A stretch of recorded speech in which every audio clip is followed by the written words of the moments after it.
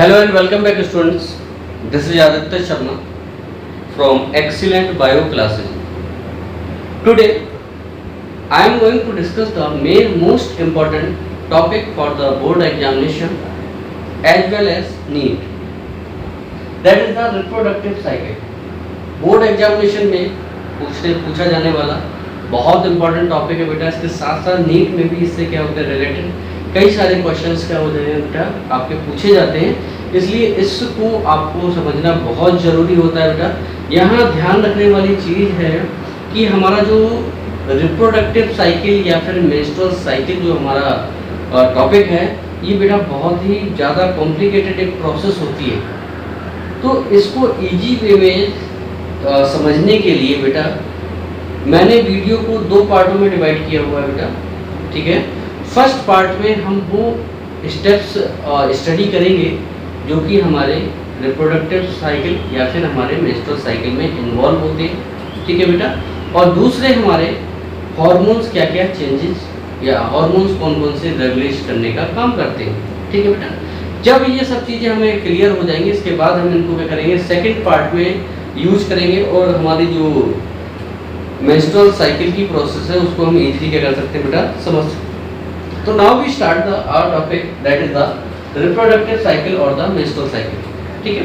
तो reproductive cycle क्या होता है? रिप्रोडक्टिव साइकिल मतलब वो साइकिल जिसमें किसी फीमेल में जो प्रेगनेंसी है, ठीक है ना, उसके लिए तैयार होने का होना क्या कहलाता है बेटा? रिप्रोडक्टिव साइकिल कहलाता है। तो रिप्रोडक्टिव साइकिल क्या है बेटा कि जितने भी हमारे फीमेल प्राइमेट्स हैं या फिर हमारी नॉन प्रेग्नेंट फीमेल्स हैं, ये अपनी बॉडी में यूट्रस और ओवरीज के अंदर कई सारे बेटा क्या होते हैं साइक्लिक चेंजेस को क्या करके एक्सपीरियंस करते हैं। यानी कि हर साइकिल में या रिप्रोडक्टिव साइकिल में इनमें ओवरी और यूट्रस में कई सारे साइक्लिक चेंजेस होते हैं, ठीक है। ये जो साइक्लिक चेंजेस होते हैं ये बेटा क्या होते हैं, ये हमारे रेगुलेट होते हैं हार्मोन्स के थ्रू, जो कि हमारे हाइपोथैलेमस से पिट्यूटरी ग्लैंड से हमारी क्या होती हैं ग्लैंड्स और फॉलिकल्स पर क्या किए जाते हैं बेटा आपके एक्सक्रेट किए जाते हैं, सेक्रेट किए जाते हैं। क्लियर है बेटा? तो now we discuss the reproductive cycle. Reproductive cycle क्या है? तो मैंने बताया रिप्रोडक्टिव साइकिल किसी भी नॉन प्रेग्नेंट फीमेल में या फिर फीमेल प्राइमेट्स में 28 से 29 डेज के इंटरवल में होने वाली क्या है बेटा एक साइक्लिक चेंजेस की क्या होती है बेटा प्रोसेस होती है। तो हमें ये कंफर्म हो गया कि बेटा रिप्रोडक्टिव साइकिल में क्या होगा बेटा, रिप्रोडक्टिव साइकिल में हमारा 2 साइकिल्स क्या हो रहा है बेटा यहाँ फॉलो हो रहे हैं। एक तो हमारा हो रहा है ओवेरियन साइकिल जो कि हमारा ओवरी के अंदर हो रहे हैं चेंजेस, ठीक है ना। दूसरा हमारा यूट्रिन साइकिल जो कि हमारा यूट्रस के अंदर हो रहा है, ठीक है बेटा। तो ओवरी में होने वाले चेंजेस क्या कहलाएंगे ओवेरियन साइकिल और यूट्रस के अंदर होने वाले चेंजेस क्या कहलाएंगे बेटा हमारे यूट्रिन साइकिल, ठीक है बेटा। Now we discuss the ovarian cycle. Ovarian cycle तो बेटा oogenesis की जो प्रोसेस होती है वो स्पर्मेटोजेनेसिस की प्रोसेस के कंपैरिजन में बहुत ही ज़्यादा कॉम्प्लिकेटेड होती है, क्योंकि स्पर्मेटोजेनेसिस सीधे स्टार्ट होता है और इससे स्पर्म का प्रोडक्शन स्पर्मेटिड्स का डेवलपमेंट हो जाता है, प्रोसेस हमारी कंप्लीट हो जाती है। लेकिन oogenesis की जो प्रोसेस होती है बेटा ये मोस्ट कॉम्प्लिकेटेड प्रोसेस होती है because it start from the foetal development. मतलब कि oogenesis हमारी प्यूबर्टी में स्टार्ट नहीं होती है, इसका स्टार्ट तो हमारा क्या हुआ था उस फीमेल या आपकी गर्ल चाइल्ड के फीटल डेवलपमेंट के समय ही स्टार्ट हो गया था, ठीक है ना। तो क्या होता है बेटा ओवेरियन साइकिल में? तो सबसे पहले क्या होता है जब हमारा फीमेल बेबी, ठीक है, जब एम्ब्रियोनिक डेवलपमेंट कर रहा था मींस उसका फीटल डेवलपमेंट हो रहा था, तो फीटल डेवलपमेंट के समय, ठीक है बेटा, जो फीटस है उसका यॉल्क सैक की प्रीमोर्डियल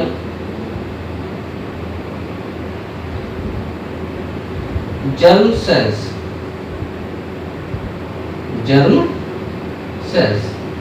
यॉल्क सैक की भी बेटा क्या होती है, एंडोडर्म की yolk primary primordial germ cells transfer कर दी जाती हैं ओवरीज में। क्या होगा बेटा, फीटल डेवलपमेंट के समय जो भी हमारा फीटस है उसकी यॉल्क सैक की एंडोडर्म की प्रीमोर्डियल जर्म सेल्स ओवरी में ट्रांसफर कर दी जाती है बेटा। ओवरी में पहुंचने के बाद ये लगातार यहाँ पर क्या करती है बेटा, माइटोटिक डिवीजन करती हैं। तो ये माइटोटिक डिवीजन करने के बाद क्या होती है बेटा, चेंज हो जाती है in the oogbonium। Singular form is oogbonium, plural form is oogbonium। तो क्या होगा बेटा, जो हमारी प्रीमोर्डियल जर्म सेल्स थी वो ओवरी में आने के बाद क्या करती है बेटा, माइटोटिक डिवीजन करती है और अपने नंबर्स को इंक्रीज कर लेती है, जिसको हम क्या कहते हैं बेटा, oogonia कहते हैं, और सिंगल को हम क्या कहते हैं, oogbonium कहते हैं। क्लियर है? तो बेटा इस समय फीटस की ओवरी में oogonia हमारी क्या होती है, 2 to 20 लाख के अप्रोक्स होती है। ठीक है बेटा, समझ में आ गया? ठीक है, तो क्या हुआ कि यॉल्क सैक की जो एंडोडर्म की प्रीमोर्डियल जर्म सेल्स थी वो ओवरी में ट्रांसफर हुई। ट्रांसफर होने के बाद माइटोटिक डिवीजन करती है ओवरी में। माइटोटिक डिवीजन करने के बाद oogonia फॉर्म करती है बेटा। oogonia हमारा जो नंबर होता है वो कितना होता है, 2 से 20 लाख के आसपास होता है, मतलब मिलियंस ऑफ सेल्स हमारी फॉर्म होती हैं। इनमें से बेटा क्या होती हैं, केवल 60 to 80,000 सी क्या होती है बेटा, बर्थ के समय क्या होती है बेटा, बर्थ के समय क्या होती हैं, उस बेबी की ओवरी में प्रेजेंट होती हैं, और रिमेनिंग जितनी भी हमारी oogonia या oogonia होती हैं ये बेटा क्या होती हैं, एट्रेसिया कंडीशन। एट्रेसिया याद रखना बेटा, अभी आगे आप पढ़ेंगे atresia. Atresia is the condition in which hormones decrease hormones kill the other sales और रिमेनिंग सेल्स। तो एट्रेसिया के थ्रू क्या होती है, 2 से 20 लाख में से केवल आपकी 60 से 80 आपकी हजार केवल आपकी क्या होती है बेटा, oogonia डेवलप होती हैं, और डेवलप होकर ये बनाती है बेटा प्राइमरी oocyte। क्या बनाती है बेटा, प्राइमरी oocyte का फॉर्मेशन करती हैं। और ये जो आपका प्राइमरी oocyte होता है बेटा, ये प्राइमरी oocyte हमारा मियोटिक फर्स्ट, ये जो हमारा है ये आपका मियोटिक फर्स्ट डिवीजन की प्रोफेज स्टेज में डिवीजन के बाद रुक जाता है। ठीक है बेटा, इसी फॉर्म में ये क्या होता है, बर्थ के द्वारा क्या होता है, बेबी में ट्रांसफर कर दिया जाता है। तो यहाँ पर हमें क्लियर हो गया कि बहुत सारे oogonia बने थे, केवल 60 to 80,000 ही बेटा रिमेनिंग हुए, बाकी के जो थे वो सब डिस्ट्रॉय हो गए, नष्ट कर दिए गए। ठीक है ना।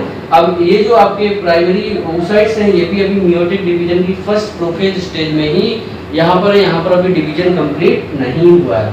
ठीक है बेटा, इसके बाद ये डेवलपमेंट होता रहता है, बेबी हमारा ग्रोथ करता है। ग्रोथ करने के बाद ये जो गर्ल बेबी है ये प्यूबर्टी में एंटर करता है बेटा। तो याद रखना है, जैसे ही हमारी गर्ल प्यूबर्टी में एंटर करती है वैसे ही ये प्राइमरी oocyte क्या होता है बेटा, मियोटिक डिवीजन फॉर्म पूरा कंप्लीट करता है, मियोसिस फर्स्ट, इसको क्या कर लेता है बेटा, कंप्लीट कर लेता है। ठीक है ना। कंप्लीट करने के बाद ये सेकेंडरी oocyte में क्या हो जाता है बेटा, चेंज हो जाता है। सेकेंडरी oocyte में ये बेटा चेंज हो जाता है। सेकेंडरी oocyte में मियोसिस सेकेंड स्टार्ट हो जाता है बेटा। इसमें क्या होगा, मियोसिस सेकेंड स्टार्ट हो जाएगा, और ये मियोसिस सेकेंड में आने के बाद बेटा डेवलप होता जाएगा और ये बन जाएगा हमारा ग्राफियन फॉलिकल। क्या बन जाएगा बेटा, ग्राफियन फॉलिकल। और ये ग्राफियन फॉलिकल में पहुंचते पहुंचते मियोसिस सेकेंड की मेटाफेज, मियोसिस सेकेंड की मेटाफेज सेकेंड में क्या हो जाता है बेटा, आकर रुक जाता है। ठीक है बेटा। अब जो मेटाफेज सेकेंड के आगे की प्रोसेस है वो ओवुलेशन के समय सेकेंडरी oocyte रिलीज कर दिया जाता है पेल्विक कैविटी में या आपके फैलोपियन ट्यूब में। ठीक है ना, जहां पर ये प्रोसेस आपके स्पर्म के साथ फ्यूज होने के बाद कंटिन्यू हो जाती है, ठीक है ना। अब यहाँ क्या बचा बेटा, जो ग्रेफियन फॉलिकल था, ये ग्रेफियन फॉलिकल ने ओवम रिलीज कर दिया।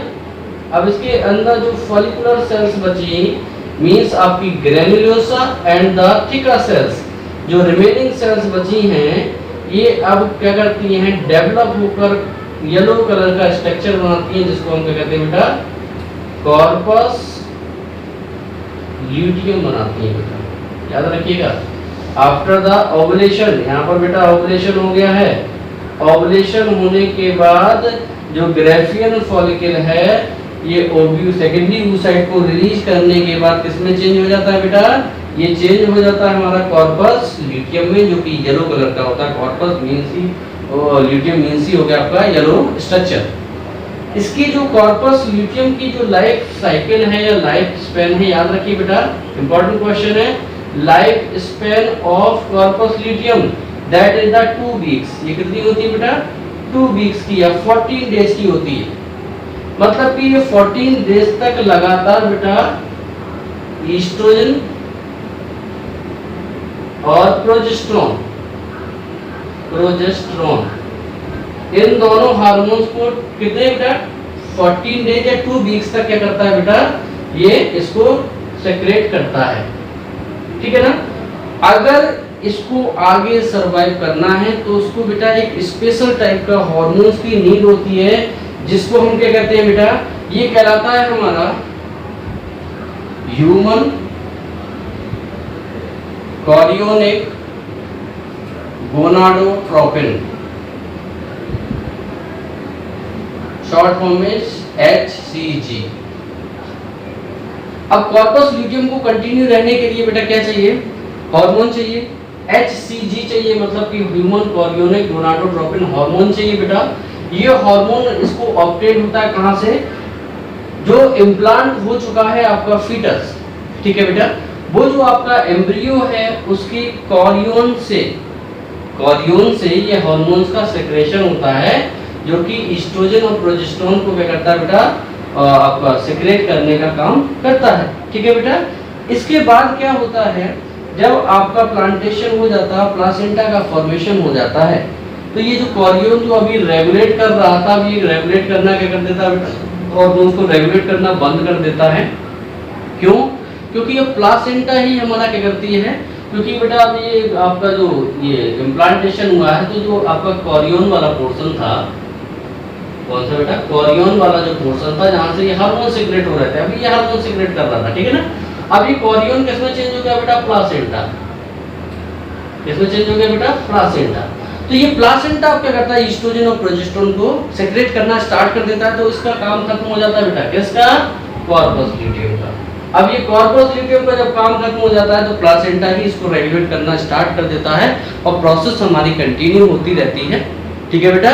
यहाँ पर हमारा जो नेक्स्ट साइकिल है ओवरी में, वो क्या हो जाता है बेटा, ब्लॉकेज हो जाता है, क्योंकि ये आपका जो आपका ये है ये कंटिन्यू इसको क्या करता है 9 मंथ के लिए या 280 डेज जो गेस्टेशन पीरियड है इसको रेगुलेट और मेंटेन करता है।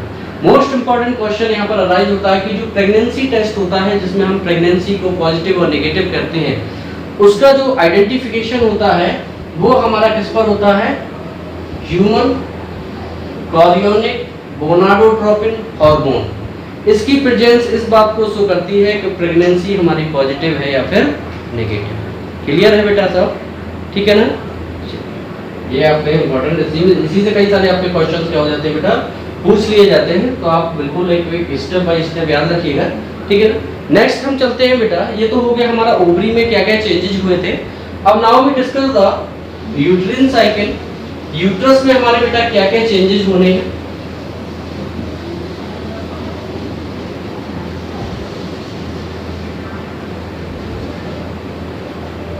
Now we discuss the uterine cycle. चलिए बेटा, हमें मालूम है बेटा, जब मेंस्ट्रुअल साइकिल हमारा या फिर रिप्रोडक्टिव साइकिल का यूट्रिन साइकिल स्टार्ट होता है, मेंस्ट्रुअल साइकिल इसी को कहते हैं बेटा, मेंस्ट्रुअल साइकिल यूट्रिन साइकिल को ही कहते हैं। तो यूट्रिन साइकिल बेटा हमारा जैसे ही स्टार्ट होता है तो हमें मालूम है कि जो मेंस्ट्रुअल फ्लो हुआ था उसमें जो हमारी यूट्रस थी उसकी जो डेवलपिंग एंडोमेट्रियम थी वो ऑक्सीजन और न्यूट्रिएंट्स की डेफिशिएंसी के कारण क्या हो जाती है, रिमूव होना स्टार्ट हो जाती है। क्योंकि हमें मालूम है 28 डेज के बाद कॉर्पस ल्यूटियम अनफर्टिलाइजेशन के केस में क्या हुआ था, कॉर्पस ल्यूटियम हमारा खत्म हो गया, मींस हमारा 28 डेज फर्स्ट साइकिल स्टार्ट खत्म हो गया, सेकंड साइकिल हमारा स्टार्ट हो जाता है। तो पीरियड का होना, मेंस्ट्रुअल फ्लो का फर्स्ट डे ही फर्स्ट नेक्स्ट पीरियड के फर्स्ट डे को क्या करता है बेटा, रिप्रेजेंट करता है। मतलब कि जिस दिन से मेंस्ट्रुअल फ्लो स्टार्ट हो गया उस दिन से ये मान लीजिए कि न्यू साइकिल स्टार्ट हो गया है। ये क्लियर याद रखना है, ठीक है ना। तो जैसे ही बेटा हमारा जो 28 डेज इससे पहले वाले हमारा जो साइकिल था उसके 8 डेज कंप्लीट हो गए थे, तो हमें मालूम है यहाँ पर ईस्ट्रोजन और प्रोजेस्टेरोन का लेवल बहुत ज़्यादा क्या हो जाता है बेटा, कम हो जाता है। कम होने के कारण बेटा क्या होता है, एंडोमेट्रियम में ब्लड का सर्कुलेशन बंद हो जाता है, जिससे ऑक्सीजन और न्यूट्रिएंट्स की डेफिशिएंसी हो जाती है। और जो हमारा डेवलप्ड एंडोमेट्रियम था वो क्या होने लगता है बेटा, ब्रेक डाउन होकर बाहर आना, रिलीज करना स्टार्ट कर देता है, ठीक है बेटा। तो इसी ये जो ब्लीडिंग के फॉर्म में मेंस्ट्रुअल हमारा फ्लो हो रहा है, इस पे हमारा जो डेवलपिंग एंडोमेट्रियम था वो ब्रेक होकर निकलने लगा। ब्लड वेसल्स जो थी वो भी हमारी ब्रेक होकर निकलने लगती है बेटा साथ, और इसके साथ में अनफर्टिलाइज। तो ये होता है बेटा, it is a combination of the developing endometrium, blood vessels and the unfertilised egg, ठीक है बेटा, ये याद रखना है आपको, ठीक है। तो यूट्रिन साइकिल में हमारा मेंस्ट्रुअल फ्लो से ही ये स्टार्ट हुआ था बेटा। तो मेंस्ट्रुअल फ्लो में जब हुआ था तो हमें मालूम है बेटा कि जो हमारा यूट्रस है उसकी एंडोमेट्रियम डैमेज हो गई है। तो एंडोमेट्रियम डैमेज हो जाने के बाद उसको रिपेयर करना है सबसे पहले, क्योंकि रिपेयर नहीं करेंगे तो ये क्या होगा, नेक्स्ट साइकिल के लिए स्टार्ट नहीं होगी। तो याद रखना बेटा कैसे होता है, बहुत इंपॉर्टेंट क्वेश्चन बेटा, इधर देखिएगा क्या कि जब हमारा एंडोमेट्रियम का बेटा डेवलपमेंट होता है तो एंडोमेट्रियम में दो पार्ट होते हैं, ठीक है। एक वो पार्ट जो कि हमारा मेंस्ट्रुअल फ्लो के बाद रिमेनिंग रहता है, ये जो पोर्शन होता है इसको हम बोलते हैं बेटा स्ट्रेटम, स्ट्रेटम वेसलिस, क्या कहते हैं बेटा, स्ट्रेटम वेसलिस, ठीक है। ये आपका बेटा पूरे में ही कंटिन्यू रहता है, इसकी थिकनेस कंटिन्यू रहती है। अब जो भी इंप्रूवमेंट होता है, जो भी आपकी थिकनिंग होती है या डेवलपमेंट होता है, वो इसके ऊपर डेवलपमेंट होता है। तो इसके बाद हमें मालूम है कि बेटा ये डेवलप होकर अपनी थिकनेस को क्या करती है, इंक्रीज करता है एंडोमेट्रियम, ठीक है बेटा। अब ये जो आप देख रहे हैं बेटा, इसका डेवलपिंग जो पोर्शन है, मतलब ये वाला जो पोर्शन है जो डेवलप हो गया है, ये तो कंटिन्यू है, ये डेवलप हो रहा है, इसको हम बोलते हैं बेटा स्ट्रेटम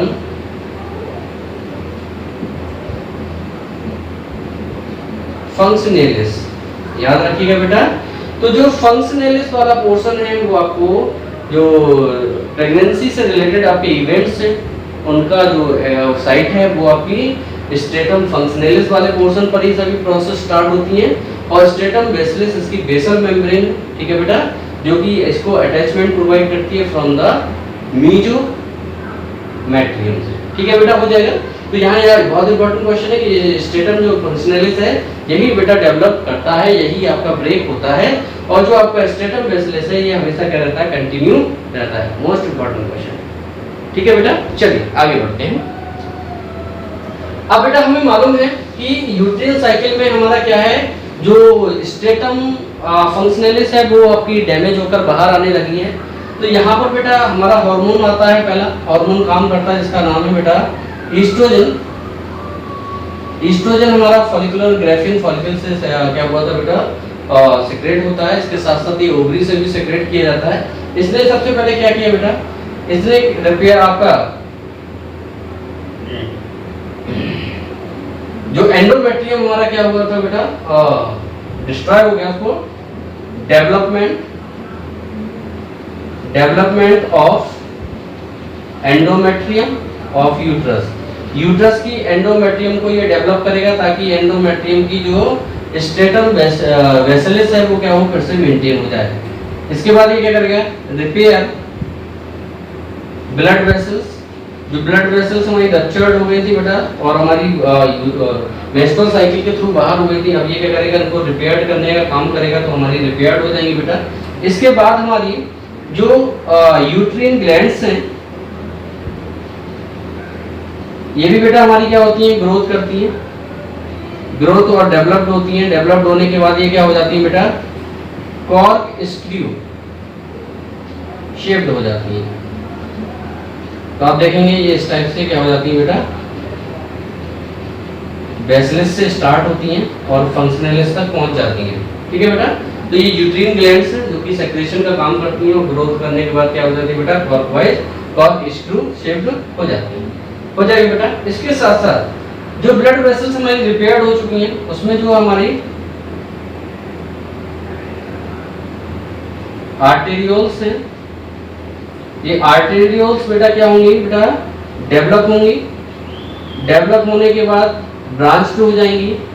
ब्रांच हो जाने के बाद बेटा क्या होगा, ये ब्लड की सप्लाई आपके स्ट्रेटम फंक्शनलिस, जो ऊपर वाली याद रखना बेटा, ये ऊपर वाली जो लेयर है हमारी एंडोमेट्रियम की, मतलब कि स्ट्रेटम फंक्शनलिस में ब्रांच करने के बाद ये क्या करती है बेटा, ब्लड का सर्कुलेशन उसमें क्या कर देती हैं, बढ़ा देती हैं, मतलब हाईली वेस्कुलर कर देती हैं। That condition cause the highly vascular. Highly vascular का मतलब होता है ब्लड की सप्लाई ज्यादा कर देना। ठीक है बेटा, इसके बाद ये लगातार बेटा डेवलप करता रहता है और एंडोमेट्रियम की जो आपकी फंक्शनलिस है ये आपकी ग्रोथ करती रहती है। जब ये 8 mm के आसपास हो जाती है तो इम्प्लांटेशन के लिए तैयार हो जाती है और ये वेट करती है कि अगर फर्टिलाइज्ड एग है तो वो इम्प्लांट होगा और प्रोसेस को क्या कर दिया जाएगा, कंटिन्यू कर दिया जाएगा। अगर ये इम्प्लांट नहीं होगा तो कॉर्पस ल्यूटियम हमारा डिस्ट्रॉय हो जाएगा और हमारा साइकिल यहीं से क्या होगा, 28 डेज के बाद खत्म होने के बाद नेक्स्ट साइकिल क्या हो जाएगा, स्टार्ट हो जाएगा। तो ये बेटा क्या हो जाता है, यूट्रीन में हमारे चेंजेस हो जाते हैं। क्लियर है बेटा? ठीक है, तो आपके क्या है, ओवेरियन में या ओवरी में क्या क्या चेंजेस हुए थे वो हमने डिस्कस कर लिया। ये हमारे क्या होगा, यूट्रीन में क्या क्या चेंजेस हुए उनको हमने डिस्कस कर लिया। नाउ वी डिस्कस द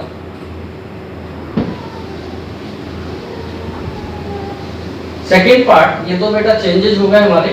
अब हमारे हार्मोन्स, तो हार्मोनल रेगुलेशन को हम स्टडी करेंगे बेटा यहाँ पर। तो ये हो गया हमारा हार्मोनल रेगुलेशन। तो हमें मालूम है बेटा हार्मोन्स, 3 टाइप के हार्मोन्स यहाँ पर क्या किए जाते हैं, सेक्रेट किए जाते हैं। सबसे पहले हमारा होता है बेटा हाइपोथैलेमस। याद रखना है बेटा आपको, हाइपोथैलेमस वाले रीजन से हमारे हार्मोन सेक्रेट किए जाते हैं जिसका नाम होता है gonadotropin releasing hormone. Gonadotropic releasing hormone. तो ये गोनाड्स को उनके जो हार्मोन्स हैं उनको रिलीज करता है। तो गोनाड्स में 2 टाइप के हार्मोन्स होते हैं, एफएसएच फॉलिकल स्टिमुलेटिंग हार्मोन और दूसरा क्या होता है बेटा हमारा ल्यूटिनाइजिंग हार्मोन। तो बेटा ये जो हमारी पिट्यूटरी ग्लैंड है, तो पिट्यूटरी ग्लैंड में बेटा 2 पोर्शन हमारे होते हैं। एक ये एंटीरियर वाला पोर्शन है, एंटीरियर पिट्यूटरी ग्लैंड, और ये बेटा पोस्टीरियर पीछे वाला है, तो पोस्टीरियर पिट्यूटरी। यहाँ पर बेटा बहुत ध्यान देना है कैसे वर्क करता है। ठीक है, हमेशा कंफ्यूजन रहते हैं हार्मोन्स कैसे काम करते हैं।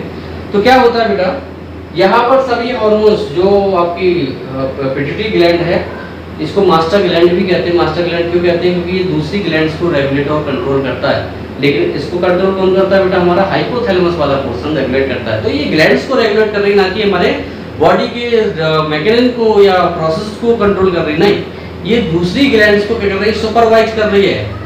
किसके ऑर्डर पर, हाइपोथैलेमस के। इसलिए इसको कहा गया मास्टर ग्लैंड। ग्लैंड्स का ये मास्टर है जो कि ग्लैंड्स को कंट्रोल कर रहा है, सुपरवाइज कर रहा है, लेकिन इसका मास्टर भी कौन है, हमारा हाइपोथैलेमस होता है। तो बेटा जो पिट्यूटरी ग्लैंड है उसके पास कई सारे हार्मोन्स रखे रहते हैं। कब रिलीज करना उसको ये क्या करता है, जो हाइपोथैलेमस है ये इसको कंट्रोल करता है। ये ऑर्डर वहां से पहुंचाता है, भाई इसको रिलीज कर दो, तो वो रिलीज कर देती है। ठीक है, तो अभी हम बात कर रहे हैं बेटा रिप्रोडक्टिव साइकिल की। तो यहाँ पर 2 हार्मोन है इसके पास बेटा, एक है FSH और दूसरा है LH। देखिए कैसे काम करेगा। सबसे पहले हाइपोथैलेमस के ने क्या हुआ, गोनाडोट्रोपिन रिलीजिंग हार्मोन को सिक्रेट किया। तो यहाँ पर 2 हार्मोन होते हैं बेटा गोनाडोट्रोपिन रिलीजिंग हार्मोन। एक होता है follicle stimulating releasing hormone. Follicle stimulating releasing hormone मतलब कि फॉलिकल स्टिमुलेटिंग हार्मोन को रिलीज करने वाला हार्मोन। ये चाबी है बेटा इसके लिए, FSH के लिए। और दूसरा ल्यूटिनाइजिंग रिलीजिंग हार्मोन। ये ल्यूटिनाइजिंग हार्मोन को रिलीज करने की है। ठीक है बेटा, अब ये दोनों ही हमारे क्या होते हैं, हार्मोन्स यहाँ पर आते हैं। सबसे पहले FSH रिलीजिंग हार्मोन आया, तो पिट्यूटरी ग्लैंड ने पढ़ा भाई हाइपोथैलेमस ने क्या ऑर्डर दिया है, तो हाइपोथैलेमस ने कहा है भाई कि फॉलिकल स्टिमुलेटिंग हार्मोन को रिलीज कर दीजिए। तो ये जो आपका एंटीरियर पोर्शन पिट्यूटरी ग्लैंड का होता है, ये एफएसएच को क्या कर देता है बेटा, तुरंत इसके ऑर्डर को फॉलो करके एफएसएच को रिलीज कर देता है। ठीक है बेटा, ये एफएसएच आपका क्या होता है, फॉलिकल्स में जाता है। आपको मालूम है वो primary oocyte, primary follicle, secondary follicle, tertiary follicle, then Graafian follicle का जो फॉर्मेशन होना है बेटा, तो ये वहां पर फॉलिकल्स में जाता है ओवरी के अंदर। ओवरी के फॉलिकल्स को ये स्टिमुलेट कर देता है। जैसे ही हमारे स्टिमुलेट हो जाते हैं वैसे ही बेटा ये क्या करते हैं, ईस्ट्रोजन हार्मोन को सिक्रेट करना स्टार्ट कर देते हैं। क्लियर है बेटा, तो यहाँ पर हमारा हार्मोन ईस्ट्रोजन क्या होता है, सिक्रेट होना स्टार्ट हो जाता है। ठीक, दूसरा फिर से हमारा दूसरा ऑर्डर आया कि भाई एलएच की जब नीड होगी तो एलएच को रिमूव कर दो, तो पिट्यूटरी ग्लैंड एलएच को भी क्या कर देती है बेटा, रिलीज कर देती है। एलएच कहां पर काम करता है बेटा, हमारा कॉर्पस ल्यूटियम पर काम करता है, और यहाँ पर हमारे ये बेटा आपके 4 हार्मोन्स को सिक्रेट करता है। एक तो करता है ईस्ट्रोजन, दूसरा करता है आपका प्रोजेस्टेरोन, तीसरा करता है बेटा रिलैक्सिन, और फोर्थ करता है इनहिबिन। याद रखिएगा बेटा, अभी तक हम यही पढ़ते हैं कॉर्पस ल्यूटियम ईस्ट्रोजन और प्रोजेस्टेरोन को रेगुलेट करता है या सेक्रेट करता है, नहीं बेटा, ये इसके साथ साथ रिलैक्सिन और इनहिबिन को भी क्या करता है, सेक्रेट करने का काम करता है। साथ में ये दोनों ही हार्मोन एफएसएच और एलएचएच आपके ओवरी पर भी बेटा फंक्शन करते हैं, और ओवरी बेटा 3 हार्मोन्स का सिक्रेशन करती है। पहला हमारा ईस्ट्रोजन, सेकेंड प्रोजेस्टेरोन, और थर्ड वन इनहिबिन। मतलब कि ये रिलैक्सन हार्मोन को छोड़कर तीनों ही हार्मोन को क्या करती है बेटा, सेक्रेट करने का काम करती है। ठीक है बेटा, तो ये याद बिल्कुल रखना है बेटा। पहला क्या है, पहला हमारा था कि जो एफएसएच है वो एफएसएच बेटा क्या करता है, फॉलिकल को स्टिमुलेट करता है। जो एलएच है, एलएच आपका कॉर्पस ल्यूटियम पे काम करके इन 3 हार्मोन को, 4 हार्मोन को क्या करता है बेटा, सेक्रेट करने का काम करता है। इसके बाद ये दोनों ही हार्मोन हमारे ओवरी पर फंक्शन कर रहे हैं, और ओवरी से ईस्ट्रोजन, प्रोजेस्टेरोन और इनहिबिन का सिक्रेशन कराते हैं। ठीक है बेटा, तो ये हमारे हो जाते हैं हार्मोन चेंज। अब यहाँ पर बेटा फंक्शन और देख लीजिए जो कि मोस्ट इंपॉर्टेंट है कि ईस्ट्रोजन, प्रोजेस्टेरोन, इनहिबिन, रिलैक्सिन के क्या क्या होते हैं, फंक्शंस होते हैं। ठीक है बेटा, नाउ ये समझ में आ गया बेटा, ठीक है ना। तो रेगुलेट हाइपोथैलेमस ने किया, हाइपोथैलेमस ने गोनाडोट्रोपिन रिलीजिंग हार्मोन को सिक्रेट किया, जिसने एफएसएच, एलएच को रिलीज किया। एफएसएच आपका फॉलिकल स्टिमुलेट करने के बाद ईस्ट्रोजन का सेक्रेशन कराता है। एलएच आपका कॉर्पस ल्यूटियम में जाने के बाद 4 टाइप के हार्मोन्स को सिक्रेट करता है, और जब एफएस और एलएच दोनों ही ओवरी पर काम करते हैं तो ईस्ट्रोजन, प्रोजेस्टेरोन और ये इनहिबिन हार्मोन को क्या करते हैं, सेक्रेट करते हैं। अब ये बेटा इन हार्मोन्स के फंक्शन और समझ लेते हैं, फिर हमारा ओवेरियन साइकिल क्या है, सॉरी आपका मेंस्ट्रुअल साइकिल इजीली क्या होगा हमारा समझ में आएगा। ठीक है ना बेटा, नेक्स्ट हम स्टार्ट करते हैं बेटा, फंक्शन ऑफ दीज हार्मोन्स। तो बेटा हमने देख लिया कौन सा ग्लैंड आपका, कौन सा पार्ट हमें कौन सा हार्मोन का सिक्रेशन कर रहा है। तो यहाँ पर हम क्या करेंगे बेटा, हमारे पास 4 हार्मोन्स हैं, कौन कौन से बेटा, जैसे हमारा फॉलिकल, फॉलिकल ने क्या किया बेटा, ईस्ट्रोजन किया। ओवरी भी आ गई थी बेटा, ओवरी ने कौन कौन सा किया, ईस्ट्रोजन किया, प्रोजेस्टेरोन किया बेटा, प्रोजेस्टेरोन किया, और इनहिबिन किया। ठीक है, साथ में बेटा ये पहला हो गया हमारा, ये दूसरा हो गया, यहाँ पर तीसरा हमारा हो गया कॉर्पस ल्यूटियम। कॉर्पस ल्यूटियम ने बेटा 4 हार्मोन्स को सिक्रेट किए। पहला hormone, second hormone, third hormone हमारा रिलैक्सिन है, और फोर्थ हमारा क्या हो जाएगा बेटा, इनहिबिन। तो आप देख रहे हैं बेटा, इस टाइप से हमने जो अभी डिस्कस किया था वही हमने यहाँ पर फ्लो डायग्राम में दे दिया है। अब इनके फंक्शन पढ़ लेते हैं। सबसे पहले बेटा ईस्ट्रोजन का फंक्शन आता है। ईस्ट्रोजन क्या करता है, ईस्ट्रोजन बेटा अकेले भी काम कर लेता है, इसको जरूरत नहीं होती है, लेकिन प्रोजेस्टेरोन कभी अकेले काम नहीं करता है, इसको हमेशा ईस्ट्रोजन की नीड होती है। तो सबसे पहले ईस्ट्रोजन वाला जो हार्मोन है ये क्या करता है बेटा, ईस्ट्रोजन हमारा करता है promote and development of female reproductive structure. सबसे पहले ये क्या करता है बेटा, फीमेल रिप्रोडक्टिव स्ट्रक्चर को प्रमोट करता है और उसको क्या करता है बेटा, डेवलप करने का काम करता है। दूसरा, it also develop the secondary sexual characters. इसके साथ साथ बेटा ये क्या होता है, फीमेल्स में सेकेंडरी सेक्सुअल कैरेक्टर्स को भी क्या करता है बेटा, प्रमोट और डेवलप करने का काम करता है। साथ में प्रमोट एंड डेवलप, ये डेवलप करता है ब्रेस्ट, ये ब्रेस्ट को भी क्या करता है बेटा, डेवलप करने का काम करता है, क्योंकि अगर प्रेगनेंसी हो जाती है तो मिल्क का सिक्रेशन, लैक्टेशन का जो पीरियड होगा उसमें मिल्क का सिक्रेशन होने के लिए भी बेटा इसको तैयार करना है। तो ये जो आपका ब्रेस्ट को डेवलप करने का काम कर रहा है, ये भी कौन कर रहा है बेटा, हमारा ईस्ट्रोजन ही करता है। ठीक है बेटा। इसके बाद control, it control the fluid and electrolytes, fluid and electrolyte balance in female. ये फीमेल में फ्लूइड और इलेक्ट्रोलाइट को क्या करता है बेटा, बैलेंस करने का काम भी करता है। नेक्स्ट है आपका लोअर ब्लड कोलेस्ट्रॉल। ये क्या होता है बेटा, ब्लड कोलेस्ट्रॉल को भी कम करता है, इसीलिए जब तक मेनार्चे है तब तक कोलेस्ट्रॉल लेवल फीमेल में क्या रहता है बेटा, रेगुलेट रहता है। लेकिन क्या होता है, मेनोपॉज होने के बाद उनमें कोलेस्ट्रॉल का लेवल जल्दी जल्दी क्या होने लगता है बेटा, इंक्रीज होने लगता है। रीजन उनमें कोलेस्ट्रॉल क्या है बेटा, यूज या यूटिलाइज नहीं हो रहा है। ठीक है ना।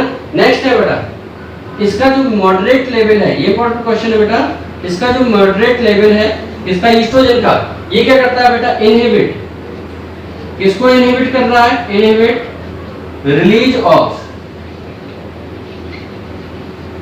FSH, LH, gonadotropin releasing hormone.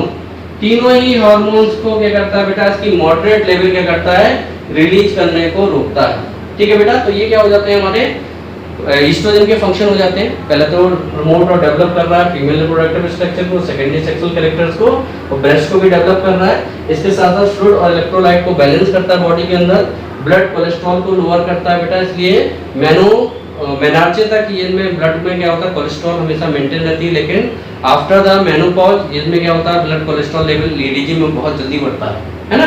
ये भी इंपॉर्टेंट क्वेश्चन है बेटा, क्यों बढ़ता है, why is the increase the cholesterol level after the menopause. तो आपको मालूम मेनोपॉज से पहले क्या था, ईस्ट्रोजन क्या कर रहा था, ब्लड कोलेस्ट्रॉल को कंट्रोल कर रहा था। जब आपका मेनोपॉज हो गया तो आपका ईस्ट्रोजन का सेक्रेशन होना बंद हो गया, तो आपका क्या हुआ, कोलेस्ट्रॉल लेवल इंक्रीज हो गया। चलिए नेक्स्ट, मॉडरेट लेवल जो उसका होता है वो इनहिबिट करता है गोनाडोट्रोपिन रिलीजिंग हार्मोन को रिलीज करने के लिए, LH को रिलीज होने से और FSH को रिलीज होने से।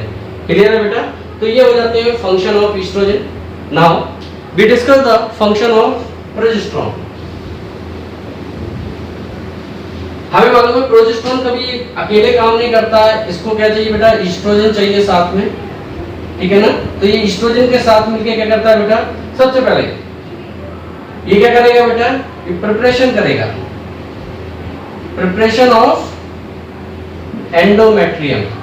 एंडोमेट्रियम को ये क्या करता है बेटा, प्रिपेयर करता है, मतलब कि उसकी स्ट्रेटम फंक्शनलिस को डेवलप करता है, ताकि इम्प्लांटेशन और जो अदर आपकी प्रेगनेंसी से रिलेटेड आपके प्रोसेस है वो सब कंप्लीट हो जाए। इसलिए ये क्या करता है, एंडोमेट्रियम को डेवलप करता है। दूसरा बेटा, प्रिपरेशन ऑफ ब्रेस्ट, ये ब्रेस्ट को प्रिपेयर करता है to secrete milk, to secrete milk. Milk के सेक्रेशन के लिए ये क्या करता है, ब्रेस्ट को क्या करता है बेटा, क्या करेगा, ये मेंटेन और प्रिपेयर करता है। ठीक है।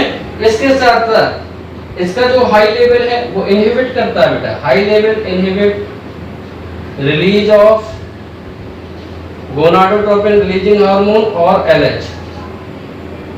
ठीक है बेटा, याद रखना है इसकी हाई कंसंट्रेशन या इसकी जो लेवल है वो गोनाडोट्रोपिन और लीटनाइजिंग हार्मोन को सेक्रेट होने से क्या करता है बेटा, रोकने का काम करता है। तो ये आपके बेटा तीन इसके मेन फंक्शन हो जाते हैं। इसके बाद हम आ जाते हैं रिलैक्सिन हार्मोन। रिलैक्सेशन हार्मोन के दो जगह काम होता है बेटा। एक तो क्या होता है, रिलैक्सेशन हार्मोन सबसे पहले क्या करता है, इसका मेन फंक्शन होता है inhibit contraction of uterine wall. ये क्या करता है बेटा, जो यूट्रिन वॉल में कॉन्ट्रैक्शन होते हैं उनको ये क्या करता है बेटा, रिलैक्स कर देता है, इनहिबिट करता है। जब ये इनहिबिट हो जाते हैं सो दैट, क्यों होता है, फॉर इजी इम्प्लांटेशन